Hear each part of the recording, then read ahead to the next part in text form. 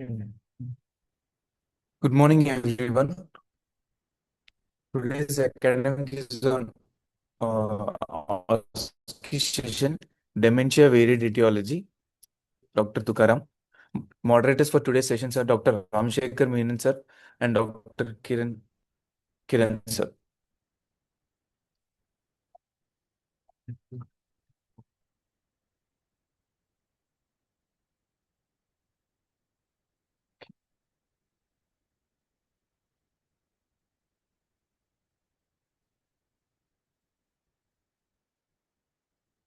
First question. For each question, you'll get around 35 to 40 seconds. Question 1. A 41-year-old female with a history of migraine without aura, presenting history of 2 episodes of transient ischemic attack in the form of vertigo and ataxia, and each lasting 2 minutes in last 1 month. She also had mild memory disturbances for past 1 year. She had a strong paternal family history of strokes. On examination, the MMSC was 28/30 and other neurological examination was normal.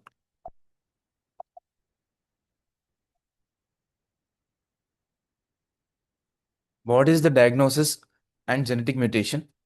What is the electron microscopy finding of skin biopsy? What is the diagnosis of genetic mutation? And what is the electron microscopy finding of skin biopsy?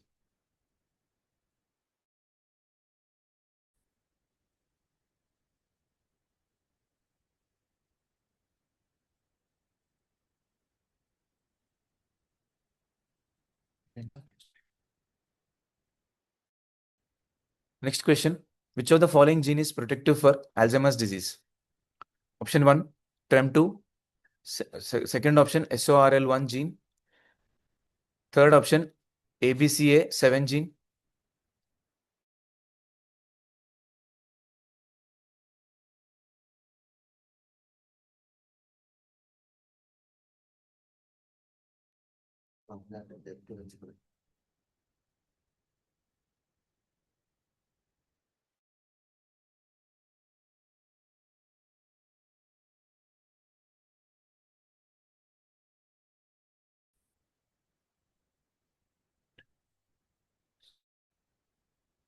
Okay.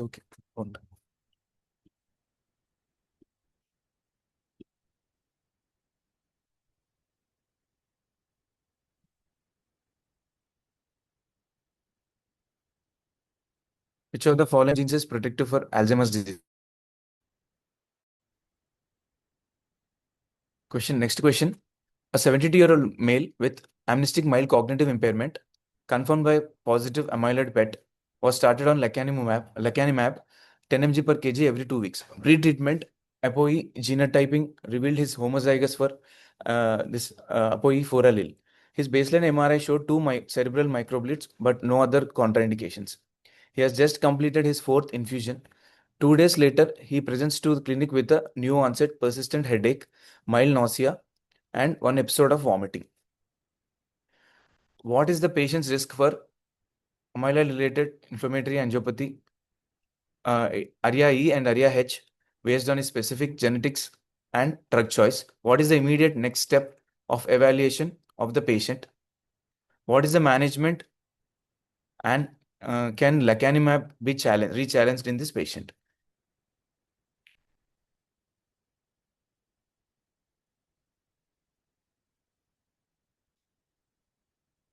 Next question. A 19-year-old girl with normal birth and development presented with a 6 to 7 month history of rapidly progressive cognitive decline, episodic memory loss, visuospatial impairment, executive dysfunction, behavioral changes, multifocal myoclonus. Her examination revealed stimulus-sensitive distal myoclonus with exaggerated startle. Tone preserved, power, reflexes, other sensory examination were normal. Family history in similar illness in mother, maternal aunt, grandmother, and all categorized by rapidly progressive dementia with gait impairment and fatal outcome within 1 year of onset. This is the MRI given below of that patient. What is the genetic mutation leading to this condition? What is the most sensitive test for sporadic or non-familial cases?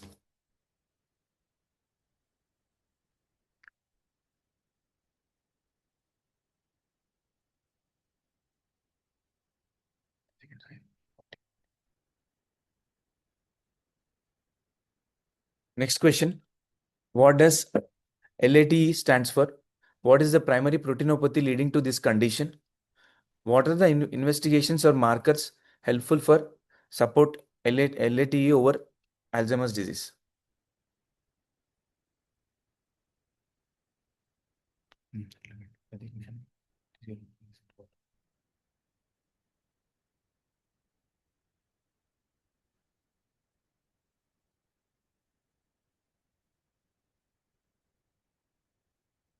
Next question. What is the most accurate blood biomarker available for identifying clinically diagnosed AD and predicting progression to Alzheimer's disease dementia in patients with mild cognitive impairment? These are the options. Plasma A beta 42 by A beta 40 ratio, plasma P tau 181 ratio, plasma 181 to A beta 1 to 42 ratio, P tau 217 A beta 142 ratio.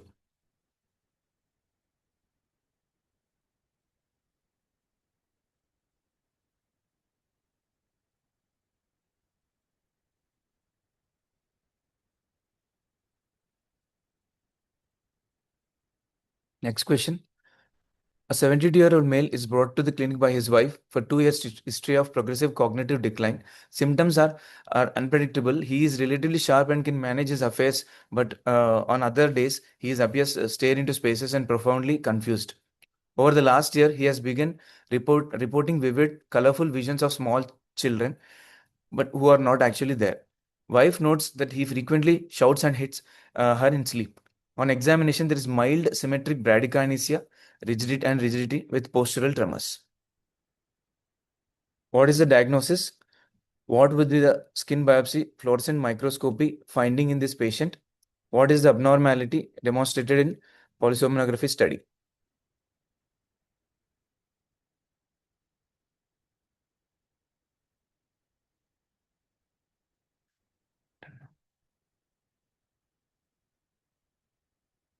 Diagnosis, skin biopsy finding, and the finding in PSG study. Next question. 56-year-old male with 3 years history of personality changes, uh, presented with failing to react with when wife was recently hospitalized for an injury. He has also developed new craving for sweets and has gained 15 pounds weight. And he is making loud sounds, blunt comments about strangers' appearance in public. He is able to drive and navigate his neighborhood without getting lost. His cognitive screening, he has scored 27 of 30 in MOCA with points lost in clock drawing and trail making tasks. His delayed recall is good. And these are the imaging findings. What is the diagnosis? Mention any 3 out of 6 symptoms required for the diagnosis of the condition according to the international consensus criteria. What is the additional criteria required to diagnose as a probable diagnosis along with the imaging? What is an additional criteria along with the imaging which is needed to diagnose it as a probable?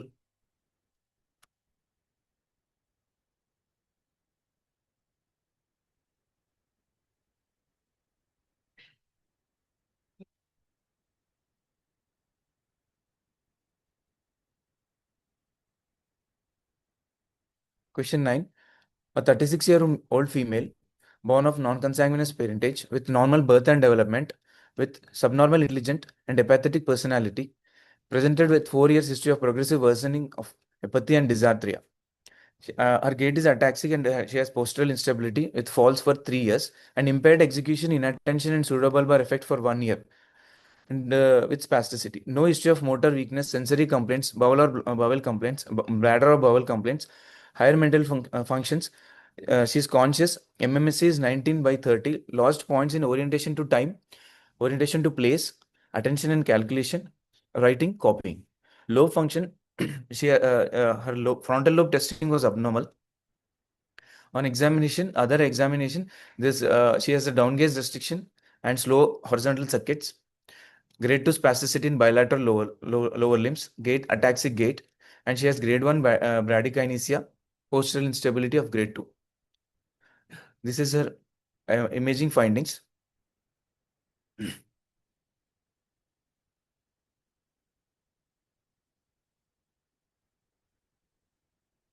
And this is a bone marrow biopsy finding.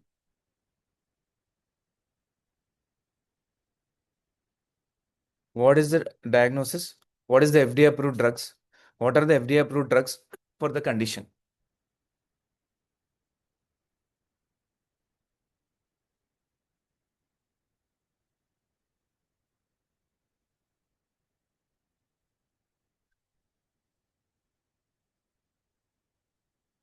Next question. A female of 70 years with age of 70 years with history of Alzheimer's dementia on donepezil presented with emergency department with a 4-week history of increasing confusion, falls, and episodes of loss of consciousness. Mental status examined revealed she was alert, oriented to self and place only, with poor short-term memory and poor concentration. Her cognitive assessment could not be done as she was not cooperative, and there's no weakness, sensory deficit, dysmetria, or gait abnormalities. This is her MRI. Another sequence, diffusion image is not shown, but there was no any there's no diffusion restriction in the DWI sequence.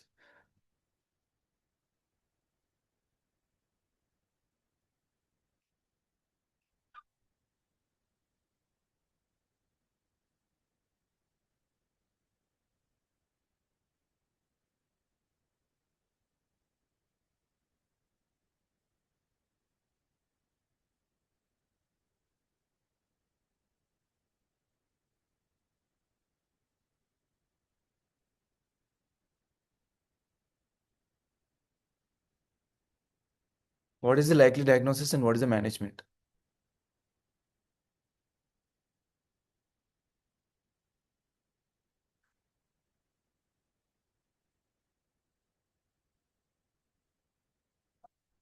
Next question. A 70-year-old male with 8 years history of Parkinson's disease has tremor and rigidity with well managed with carbidopa levodopa combination. For last 1 year, he has developed significant executive dysfunction, failing to manage his own finances. He's complained to have seen vivid images of animals uh, at night and frequently yells and hits in sleep. Cognitive testing points lost primary and visuospatial tasks and executive dysfunction. His delayed recall is impaired but improves significantly with category queuing.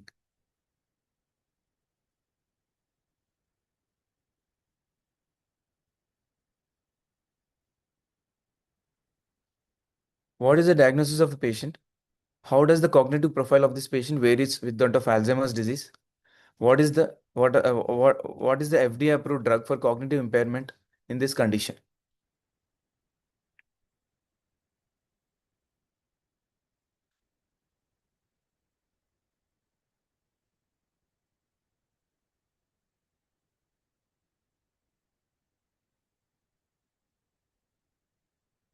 Forty-five-year-old patient presents with concerns about their family history of early onset dementia, history of father and paternal uncle developed behavioral changes and language difficulties in their 50s. On examination, he has muscle wasting, fasciculations, and bulbar symptoms. Name the most common gene associated with this phenotype. Mention other presentations related to this gene.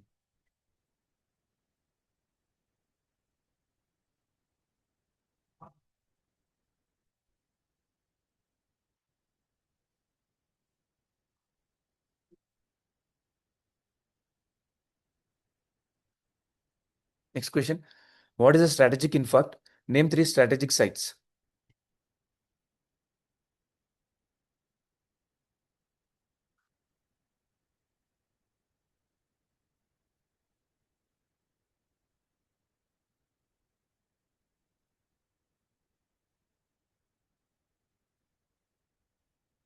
Next question. A 60-year female presents with a 3-year history of progressive word finding difficulty, speech with frequent pauses, searches for words, talking around words. Her grammar remains intact. She does not have a difficulty in understanding the meaning of individual words. On examination, difficulty in repeating long and complex sentences, though she can repeat single words without error. Her MOCA score was 24 out of 30. Lost points in confrontation naming, sentence repetition, and delayed recall. But delayed recall is relatively spared.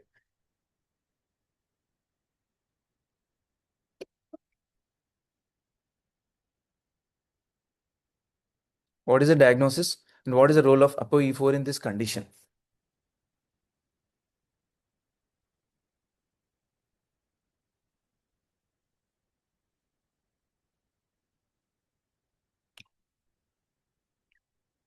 Scan shown below is used in Alzheimer's disease diagnosis. Identify the scan. This is normal scan and this is abnormal. What is the tracer? See this scan. What is the tracer used in this scan? And what is the primary molecular target of this tracer, of the tracer?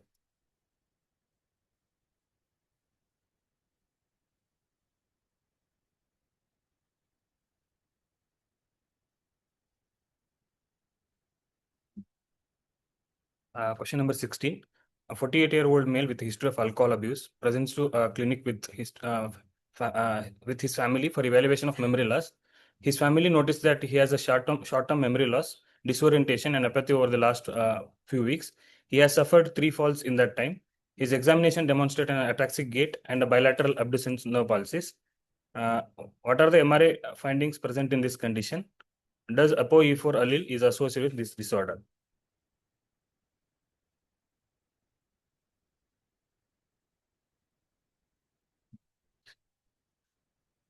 Question 17. A 58-year-old man presents to the neurology clinic with a progressive cognitive decline over 2 years. His family reports increasing forgetfulness, irritability, emotional ability, insomnia, and social withdrawal. He has difficulty performing calculations at work and frequently misplaces objects. Over the past years, he also has developed a coarse intention tremors and complaints of poor coordination while writing.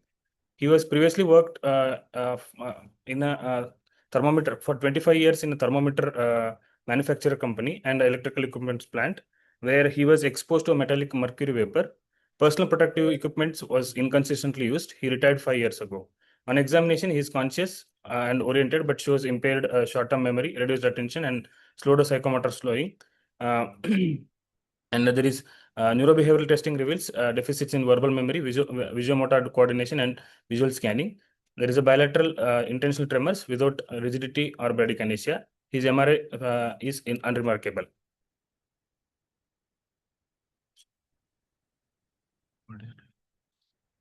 Uh, what is the diagnosis?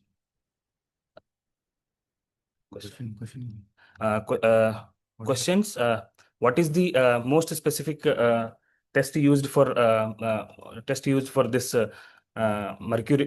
mercury poisoning? And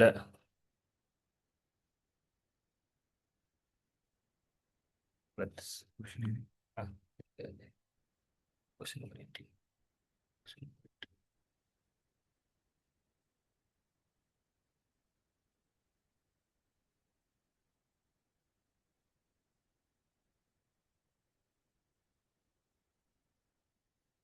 And why might a chelation challenge be helpful despite there is no active exposure currently? So question 1 is which biological sample is most appropriate to assess mercury exposure in this patient? And second question is why might a chelation therapy will be helpful despite there is no active exposure right now currently? Question 19, match the following MRI findings.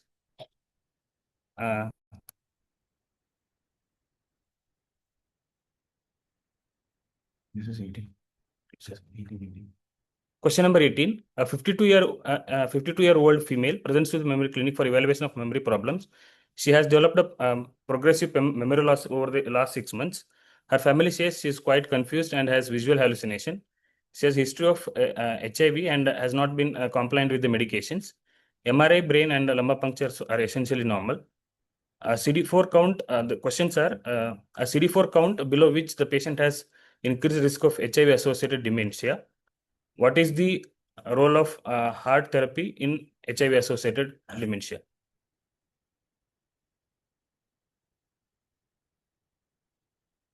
Question 19. Match the following MRI findings. The options are semantic variant PPA, non-fluent or agrammatic variant PPA, posterior cortical atrophy, and behavioral variant FTD.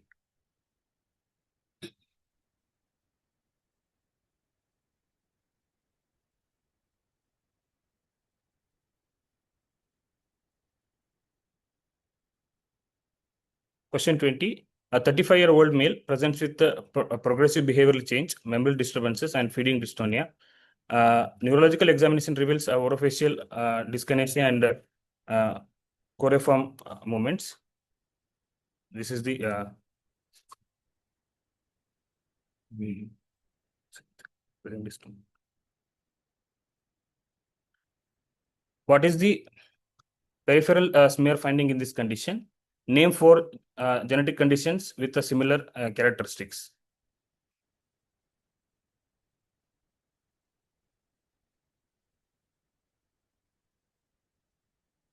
Question number 21. Match the following histology features.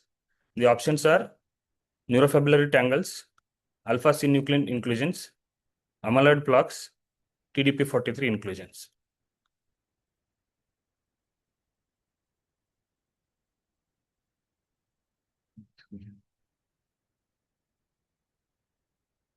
Question number 22. A 42-year-old male presents with memory loss over the last several months. He notes there is antecedent history of arthralgia, low-grade fever, skin hyperpigmentation, and frequent diarrhea. Biopsy of the small intestine is shown here. What is the diagnosis? What is the other characteristics, neurological features associated with this condition?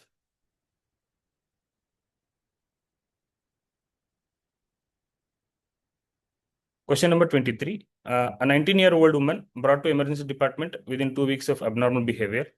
Her family reports acute onset of anxiety, paranoia, insomnia, and auditory hallucination, followed by memory impairment and confusion. Over the next few days, she develops generalized seizures, orofacial dyskinesias, and periods of reduced responsiveness. During hospitalization, she has episodes of tachycardia, labile blood pressure, and hyperthermia. The MRI image is given here. What are the tumors associated with this condition? What is the classical EEG finding associated with this condition?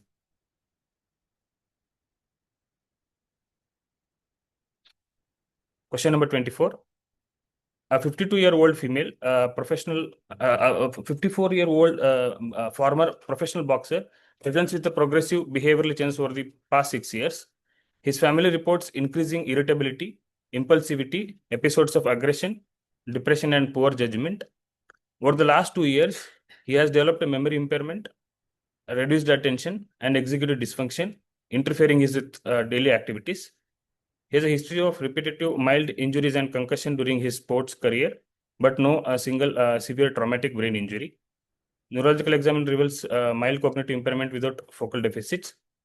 MRI brain is largely unremarkable. Routine laboratory tests are normal. What is the pathognomonic neuropathological lesion associated with this condition? Name some biomarkers that helps in the diagnosis.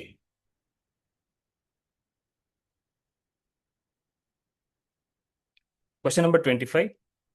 A 42-year-old man brought by his family with a progressive cognitive decline over 3 years, marked by poor attention, impaired executive function, apathy, irritability, and loss of insight, leading to difficulty in managing work and finances. Behavioral changes includes emotional lability and depression. Over the past year, he has developed involuntary, irregular, jerky movements of the face and limbs, initially perceived as restlessness and often masked by purposeful actions. His gait has become unsteady and dance-like. Examination reveals subcortical dementia.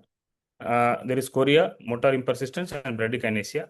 There is slow saccades requiring blink to initiate and dysarthria.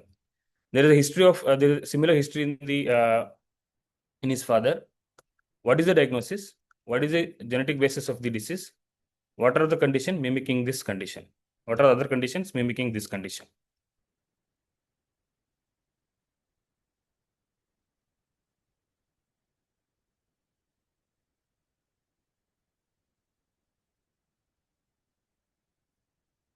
Question number 26. A 72-year-old man brought by his family with a 2-year history of progressive difficulty in walking. His gait has become slow, wide-based, and shuffling, with the difficulty initiating steps and turning using multiple small steps. He had frequent falls over the past years, and his family has noticed slowed thinking and poor attention. And there is impaired planning and difficulty with problem solving, though memory loss is mild. He also reports urinary urgency, which has recently progressed to incontinence without distress. Neurological examination shows a frontal executive dysfunction, postural instability, and gait described as magnetic, without tremor, rigidity, and masked facies or bradykinesia of the upper limbs. MRI is shown here. Questions are: what are the classical MRI findings in this condition? What are the five features to determine it as a probable idiopathic NPH in a diagnostic criteria of the condition?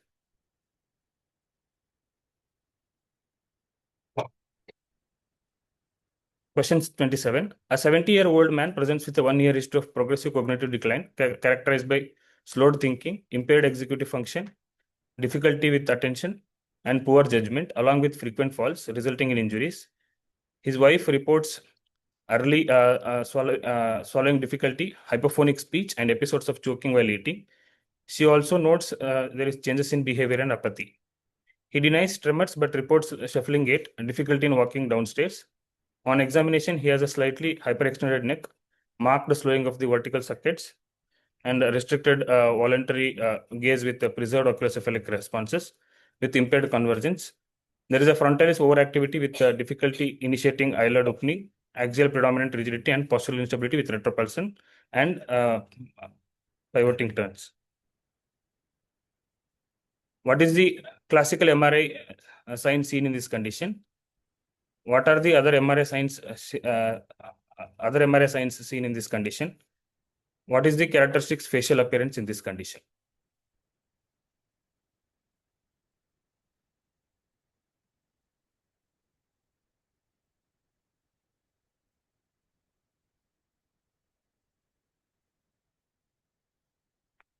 Question 28. A 62-year-old man, old woman presents with gradually progressive cognitive decline, along with stiffness, slowness, and intermittent jerks of her right upper extremity.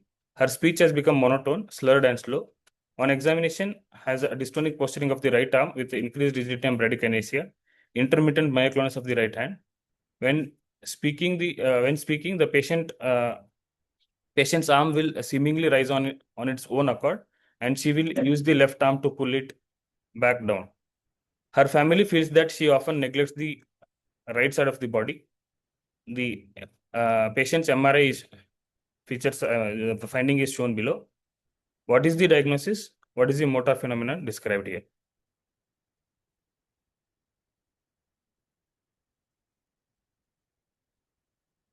Question 29. Name 2 conditions associated with 3R tau. Name 2 diseases associated with 4R tau. What is the ratio of 3R and 4R tau in Alzheimer's disease?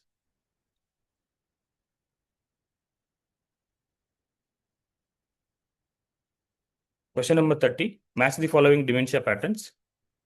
Alzheimer's disease, vascular dementia, dementia with Lewy body, frontotemporal dementia, and Creutzfeldt-Jakob disease in the section 1. To match the patterns, first one is early visual hallucination with REM, sleep behavior disorder, and fluctuating cognition. Second one is frontal executive dysfunction with apathy and disinhibition, memory relatively being spared. Third one is episodic memory loss with visuospatial and language impairment. Fourth one is stepwise cognitive decline with executive dysfunction and focal neurological deficits. Fifth one is rapidly progressive dementia with neuropsychiatric symptoms and movement disorders.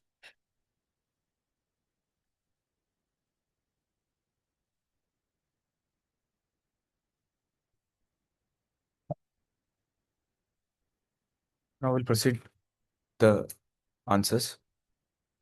Question 1 was female with history of migraine without aura and TIA and mild memory disturbances with strong family history. MMSE was almost normal, 28, and neurological examination was normal. These are the MRI findings showing anterior temporal here subcortical and periventricular white matter hyperintensities due to small visual ischemic changes. Here we can see even in the temporal lobes. What is the diagnosis and genetic mutation? Electron microscope find on skin biopsy.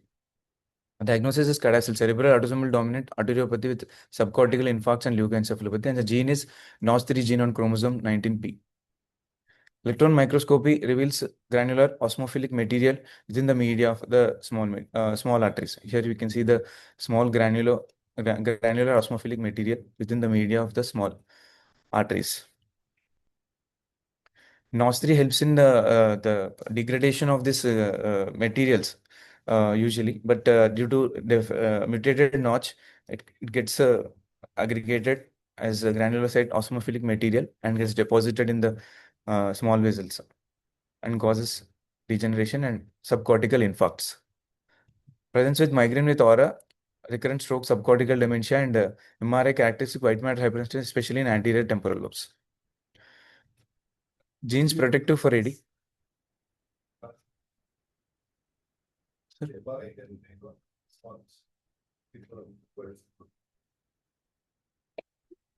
This, with leukoins, like both subcortical and periventricular white matter hyperintensities are there. Yes.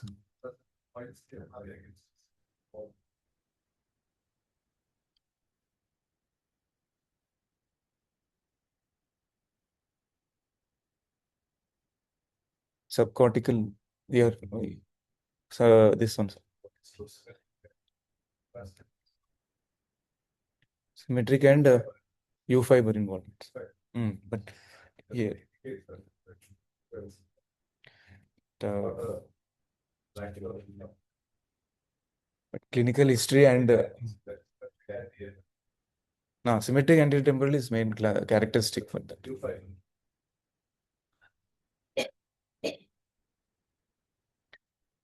Protective genes for AD. The answer is ApoE2. These are the protective genes ApoE2, missense A673T variant, and Klotho modifier of ApoE4 and chemokine 11 missense variant. These are the genes associated with AD other than this amyloid precursor, presenilin 1, presenilin 2. These are the rare genes associated with AD. Question 3 was regarding this amyloid related antibody treatment lecanemab. Patient's risk for ARIA-E and ARIA-H based on the specific genetics and drug choice. And what is the immediate next step? And what is the management? Can lecanemab can be rechallenged? Risk is highest. ApoE4 homozygous state is the highest risk category. These people will have these patients will have ARIA-E risk of 33% compared to 5% in non-carriers, and ARIA-H around 40%. Immediate next step is to do an MRI scan. If when presented with this, such symptoms, who are in treatment and lecanemab, flare and gradient sequences, which shows vasogenic edema and sulcal effusion, and susceptible to weighted images shows microhemorrhages and superficial siderosis in ARIA-H. It is edema and effusion in ARIA-E. And management is stop lecanemab infusion immediately.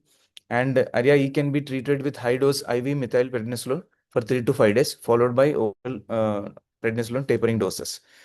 For ARIA-E, after patient is asymptomatic and MRI lesions are resolved, that is usually within 4 months, it can be rechallenged with lecanemab. This is ARIA-E showing edema, and this is AIH. This is showing superficial like micro bleeds and superficial cirrhosis.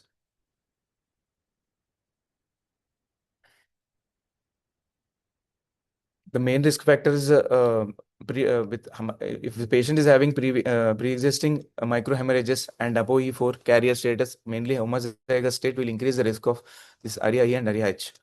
ARIA-E presents with edema and effusion, and ARIA-H microhemorrhages and superficial cirrhosis. Next was sir. Yes, sir. Microhemorrhages, we have to HWI sequences can be used to like more than 5 to 10. Then next question. A 19-year-old girl with normal birth and development with rapidly progressive decline, episodic memory loss, visual spatial impairment, executive dysfunction, with a similar sense to distal myoclonus, exaggerated startle, with a strong family history, having of rapidly progressive dementia with gait impairment. Fatal outcome was within 1 year of onset. MRI images, yes, this is a flare sequence. This is a diffusion and ADC.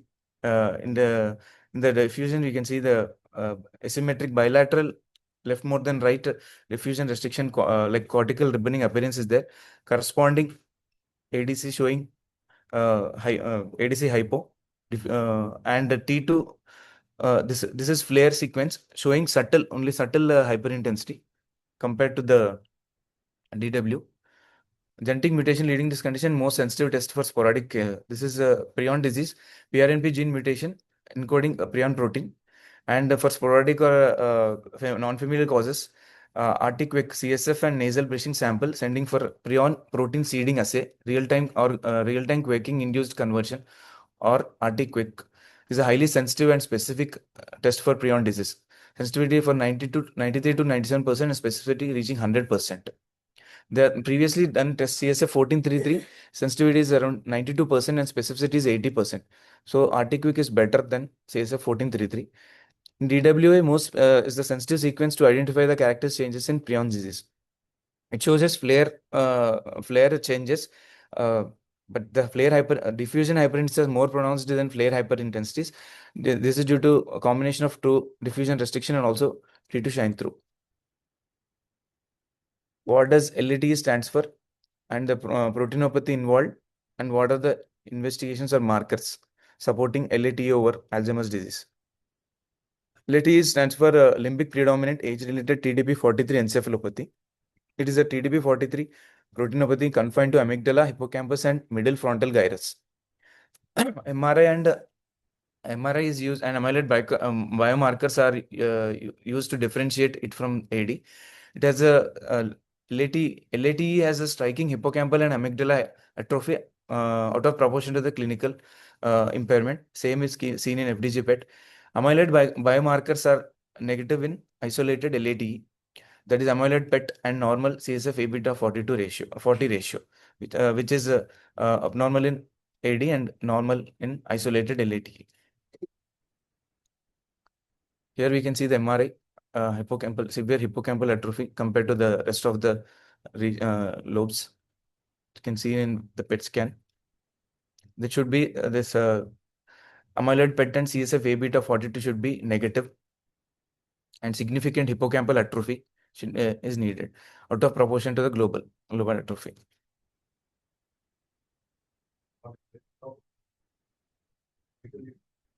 Typical AD, other areas of AD are involved, sir, like parietal, other parietal involves temporal involvement, frontal. Yes, sir. But that's why.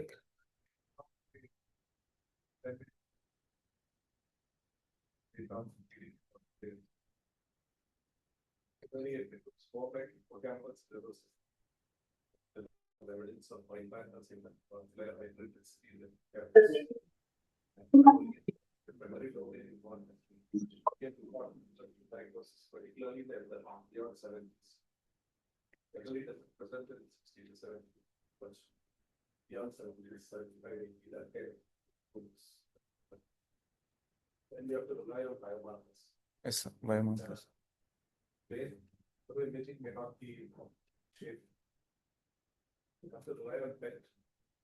PET and CSF.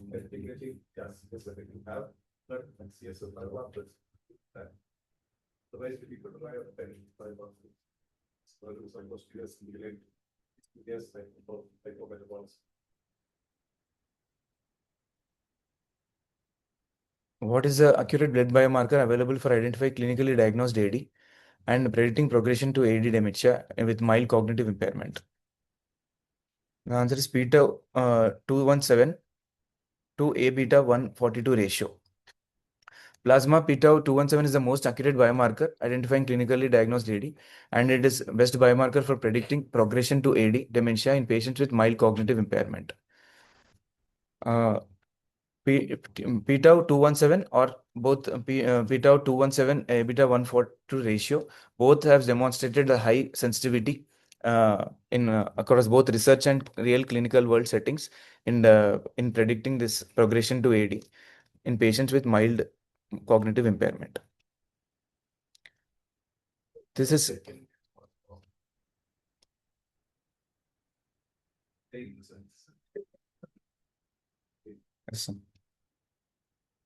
another talk.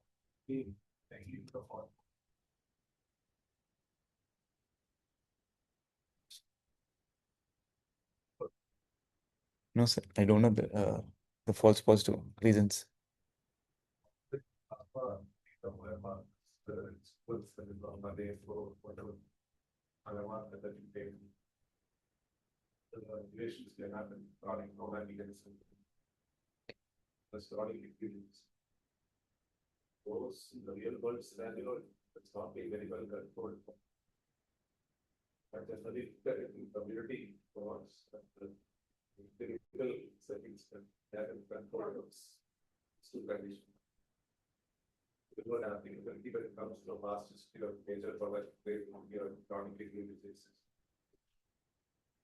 This beta 217 can be can patients have false positive in conditions like chronic traumatic brain injury, as these conditions were not tested during the studies. And this next question is 70 years old male with 2 years history of progressive cognitive decline with fluctuating symptoms with visual hallucinations and symptoms of like shouts and hits in the sleep, RBD symptoms with mild bradykinesia and rigidity with postural tremors. Diagnosis, what is the diagnosis? Skin biopsy finding in the fluorescent microscopy and PSG abnormality noted. Diagnosis is diffuse Lewy body dementia. This fluorescent green signals depicts in the peripheral nerves with fluorescent red signal representing positive staining for phosphorylated alpha-synuclein. PSG shows REM sleep atonia without atonia. REM sleep without atonia. This is the fluorescent microscopy finding of the skin biopsy, where the green fluorescent are the normal nerves, and this is the deposited alpha-synuclein.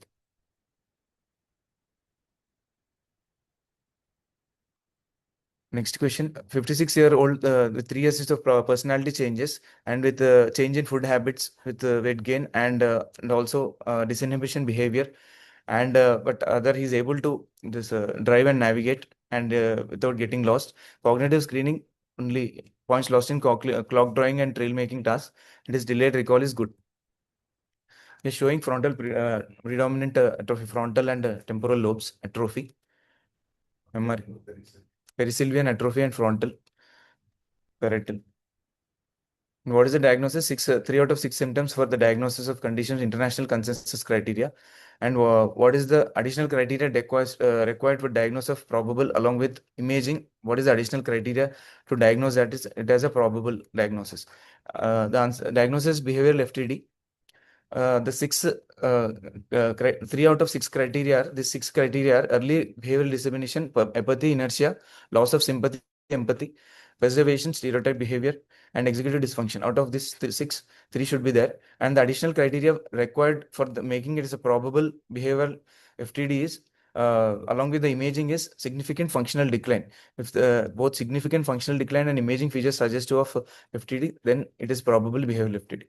If 3 out of 6 features are there, it is possible behavioral FTD.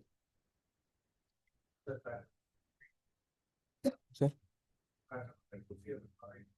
Frontotemporal.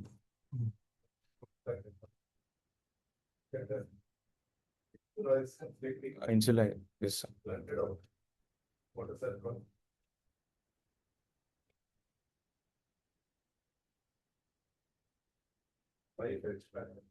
Like, yes, and this is knife edge.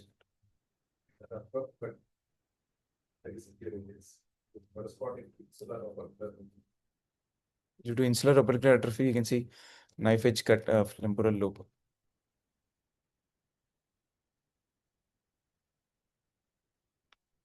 Next, 39 years old female with normal birth and development with presented with 4 years history of worsening apathy and dysarthria, ataxic gait, postural instability, PSP-like phenotype, with frontal cognitive deficits.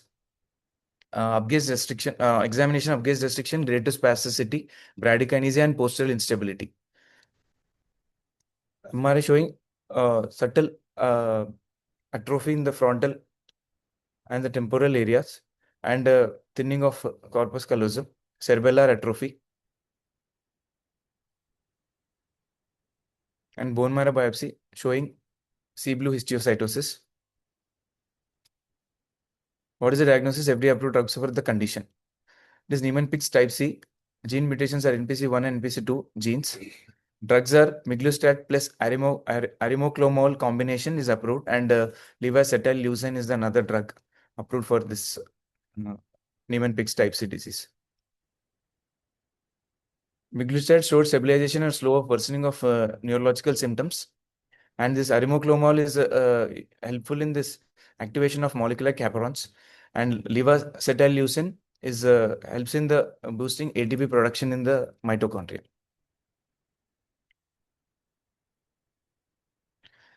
Next, a female of 70 years old with history of Alzheimer's dementia on donepezil, presented with confusion, falls, and episodes of loss of consciousness. Mental status examined revealed orientation to place and self, but poor short-term memory and poor concentration.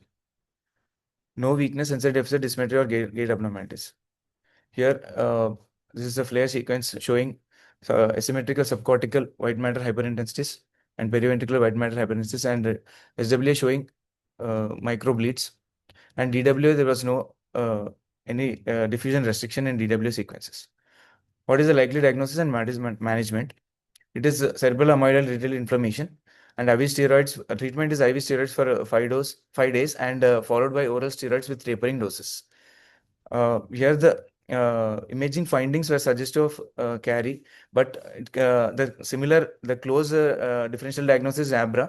Differences are here in carry there is a predominant vasogenic edema, but ABRA, this is perivascular inflammation. In ABRA, this is transmural inflammation of vessels, and both can be definitively differentiated only by biopsy. But clinical findings, MRI and CSF findings, and clinical presentation can be used, and some biopsy. Without biopsy, also we can treat the patients. And ApoE4 homozygosity increases the risk of carry. Here we can see the differences between the ABRA and inflammatory CAA. There is only perivasculitis in carry, the cerebral amyloid related inflammation. In amyloid beta related angiitis, there is transmural inflammation, vasculitis. And in CAA, there is no inflammation, is an angiopathy, only amyloid beta deposits are there.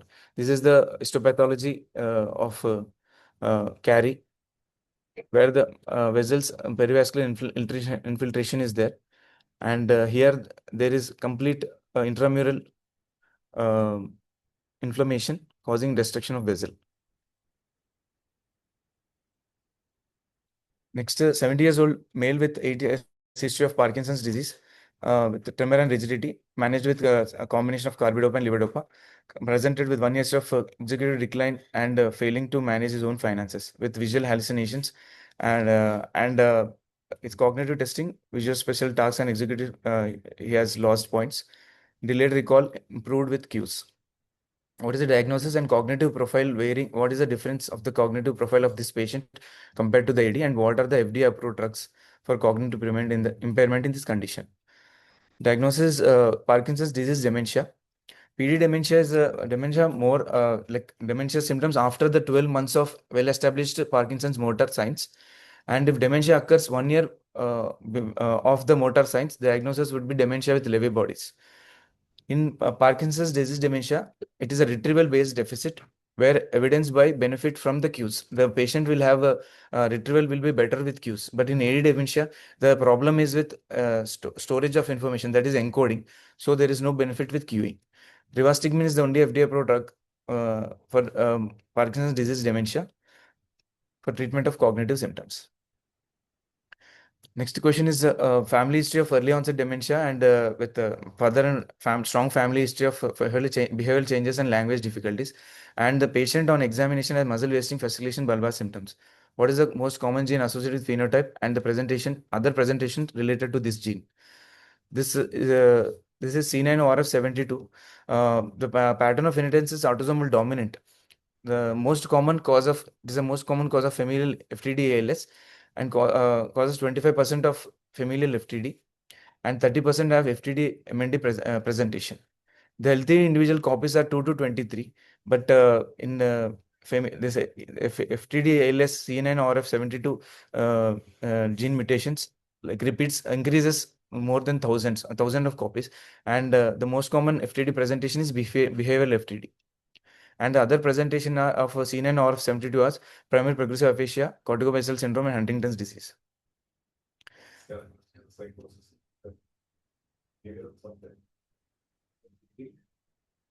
Uh, Psychosis.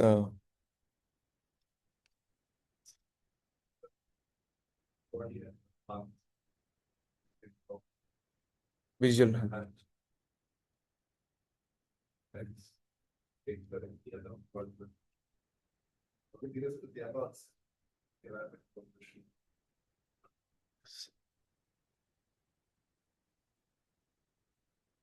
What is a strategic infarct? Name the strategic sites causing cognitive deficits.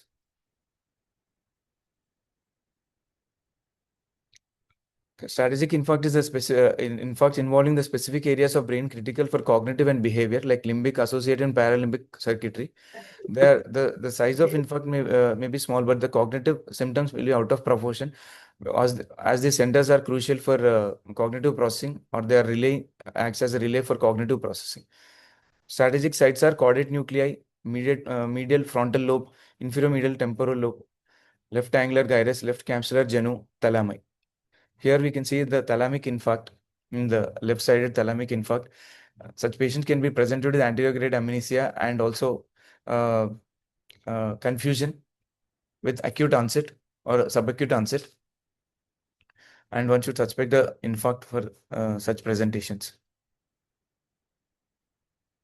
Next, 60-year-old female with 3 years history of progressive word finding difficulty and frequent pauses and searching for words. Grammar remains intact, and she has difficulty in meaning individual words, but no problem with repeating long complex sentences. MoCA is 24 and confrontation naming and sentence repetition was abnormal. Delayed recall was relatively spared. Diagnosis and role of ApoE4 in this condition. It's a logopenic variant of primary progressive aphasia. ApoE4 is a major risk factor for amnestic AD, but it does not show any the same association with logopenic primary progressive aphasia. The patient should have both impaired single word retrieval in spontaneous speech and impaired repetition of sentences and phrases. Both should be present, and at least 3 of the following: speech errors in spontaneous speech and naming, spared single word comprehension and object knowledge, spared motor speech, absence of frank grammatism. Image supporting logopenic will have means they should have clinical diagnosis. At the same time, imaging shows predominantly left posterior perisylvian and parietal atrophy on MRI, or predominant left posterior perisylvian or parietal hyperperfusion on PET or SPECT scan. Scan shown below is the AD, used in AD diagnosis. What is the scan? This is a normal scan and this is the abnormal scan. What is the tracer used and what is the primary molecular target? Tracer is fluorotaucipir F18. Target is neurofibril tangles in the brain. And is a fluorotaucipir F18 is a radioactive tracer PET imaging used in to show the top pathology in the Alzheimer's disease. Negative scans. Here, we should identify the scan with the help of this normal scan, where it is a normal negative scan, where there is a off-target uptake in the brainstem and basal ganglia nuclei and brainstem, and also choroid plexus. Compared to this, this is an amyloid scan where this is a normal amyloid scan where the amyloid tracers are uptaken uniformly with bilateral subcortical white matter uptake. This is a normal uptake in the normal patient due to lipophilic nature of the tracer, as white matter has high lipids. In Alzheimer's disease, there is a neocortical uptake. You can see in the prefrontal area and posterior temporal and precuneus. prefrontal areas, increased uptake in the similar images, amyloid PET, where we can see the normal uptake in the subcortical white matter. Compared to that, this is a normal scan of tau width.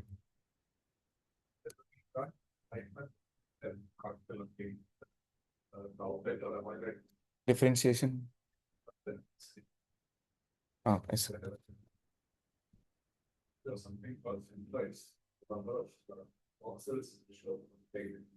Even cerebellum shows uptake.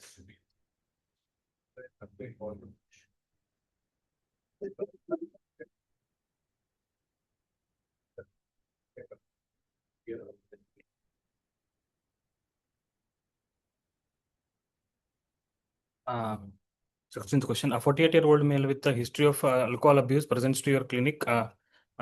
His family noticed a short-term memory loss, disorientation, apathy over the last weeks. He has ataxia. There is a ophthalmoplegia. So, what are the MRI findings present in this condition, and does APOE4 was the question?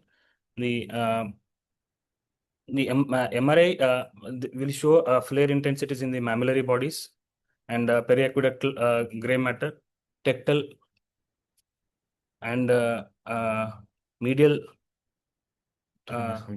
thalamus and bilateral mammillary bodies. The APOE4 allele is associated with increased risk of developing Alzheimer's disease, and there is no known association in Wernicke-Korsakoff syndrome. 17th, 58-year-old male had presented with the progressive cognitive decline over 2 years, increasing forgetfulness, irritability, emotional ability, insomnia, and social withdrawal.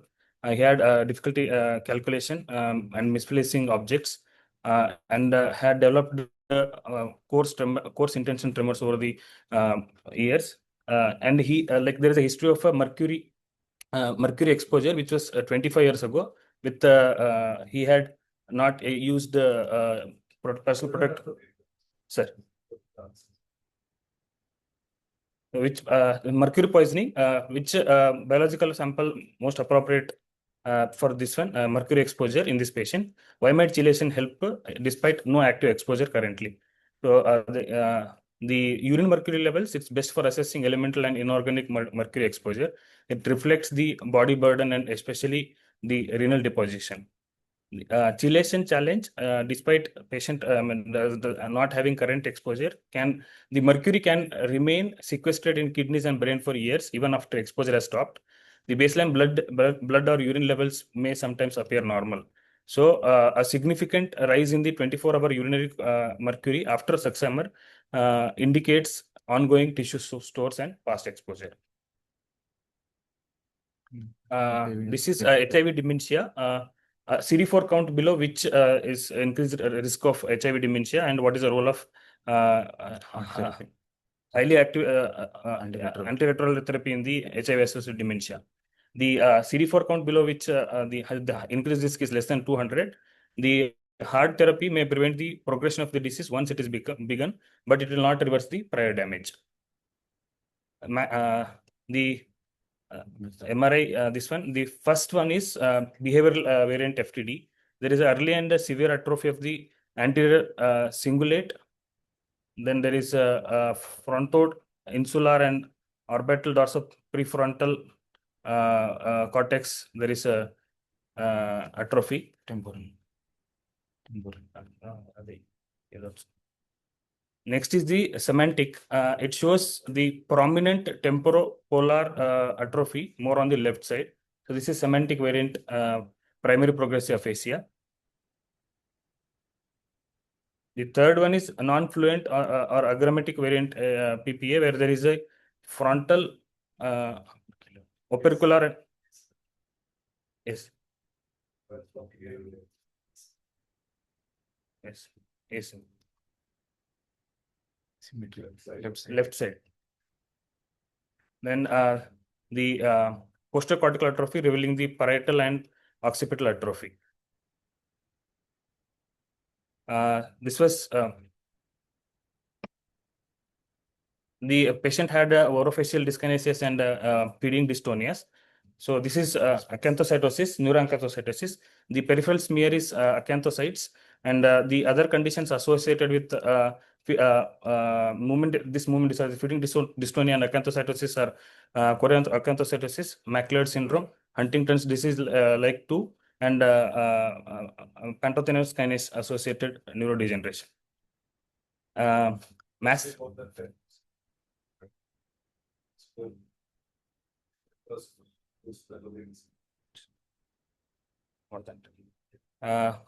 Match the following the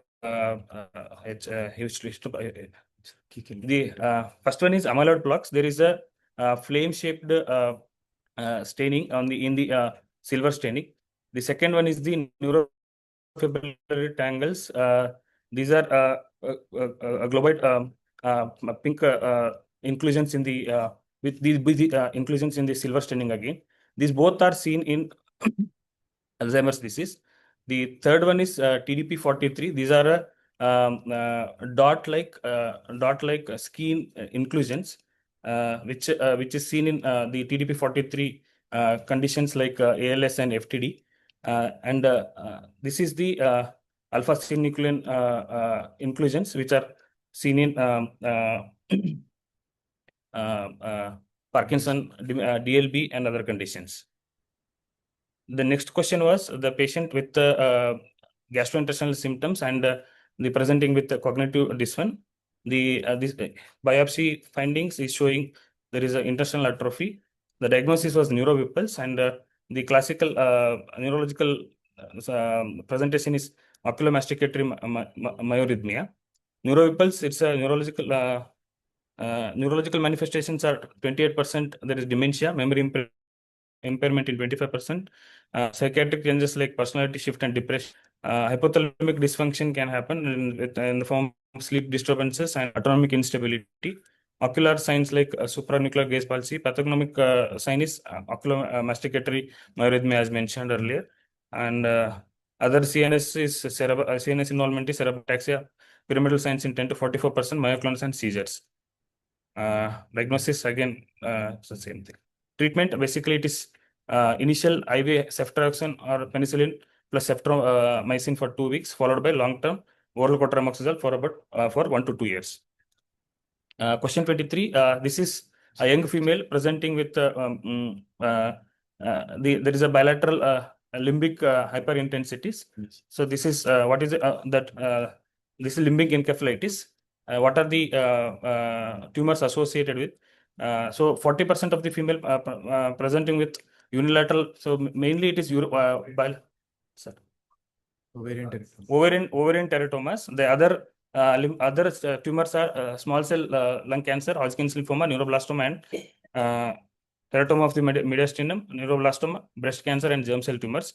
The classical EEG finding is extreme delta brush. This was a boxer with a history of traumatic injury and presented with cognitive impairment. So what are the yes, sir, the pathognomic, this one is lesion consists of phosphorylated tau aggregates in neurons, astrocytes, and cell processes around the small vessels, irregular pattern, in an irregular pattern at the depths of the cortical sulci. So these are the tau pathology, sulcal depths, this one, and this is the perivascular, this. The potential, the other question was potential biomarkers for diagnosis of probable CTE. That is K1 septum pellucidum, KM verge, or fenestration based on the neuroimaging findings could give a clue. And the normal CSF amyloid beta levels, which will be normal compared to the other cognitive, other dementia disorders. Elevated CSF phosphorylated tau to total tau ratio, negative amyloid imaging, positive tau imaging, cortical thinning, and cortical atrophy. This is a 42-year-old man presenting with Huntington's disease. So the Huntington disease, the genetic basis is it's a repeated expansion disorder caused by mutation in the, there is a mutation, there is increase in the number of polyglutamate genes, that is CAG repeats will be more than 40 in the Huntington gene, which is located on the short arm of chromosome 4. The larger the number of repeats, the earlier the disease, that is called as anticipation. a group of the other conditions are which are mimicking the HD are called as Huntington's disease-like disorders. That is HD1, 1, 2, 3, and 4. The first one is considered prime.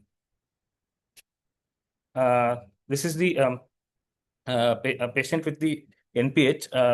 The classical MRI findings shown here is the narrowing of the acute, there is acute callosal angle that is less than 0.5, and the other, currently, the one of the newer index is called as anteroposterior lateral ventricle index. That is the skull, and they will take this one of skull diameter and the lateral ventricles diameter. If that diameter ratio is more than 0.5, it is suggestive of NPH. And the more again the classical disproportionate changes in the subarachnoid spaces, that is dash is the again disproportionately enlarged subarachnoid, and this one is the more specific for NPH again. This is the Japanese diagnostic criteria for INPH. So the question we asked was probable INPH, which the CSF pressure should be less than 200. Neuroimaging of the three neuroimaging narrowing of the sulci and subarachnoid space over the, that is DESH only. Then improvement after CSF tap test. Improvement then for definite there should be improvement after the shunt procedure. This was the patient presenting with frequent falls, choking, and this one. This is PSP. The answer is PSP. The classical sign seen here is hummingbird sign. What are the other? There is a atrophy of the midbrain, which is seen as the hummingbird sign. The other, this one is seen Mickey Mouse sign, morning sign, and the characteristics facial feature, facial appearance is the Procerus sign, where there is a wide stare with a furrowing of forehead with a frowning expression, and there is a deepening of other facial creases. This patient who had presented with and there was the right arm was moving without the patient's control, and with MRI showing parietal and frontal atrophy. The diagnosis is CBD, and that is corticobasal degeneration, and the phenomenon explained here is alien limb phenomena. The two conditions, the 3R tau, 4R tau, and what is the ratio of 3R and 4R? The 4R taupathies are PSP, CBD, then agarofilic grain disorder, then globular glial taupathy, aging-related tau astrogliopathies, and 3R taupathy is Pick's disease. These are the primary disorders, and the mixed taupathy is primary age-related taupathy or tangle-only dementia. The secondary, where there is a secondary to amyloid deposition, this is the Alzheimer's disease, chronic traumatic encephalopathies. This is secondary to the, then there is a anti-Iglon. So first, even though that's okay. This is primary, secondary. In AD, the normal balance is disrupted, leading to 2:1 ratio of 4R to 3R. So either due to increase in the 4R isoforms or decrease in the 3R isoforms. So the ratio in AD will be 2:1.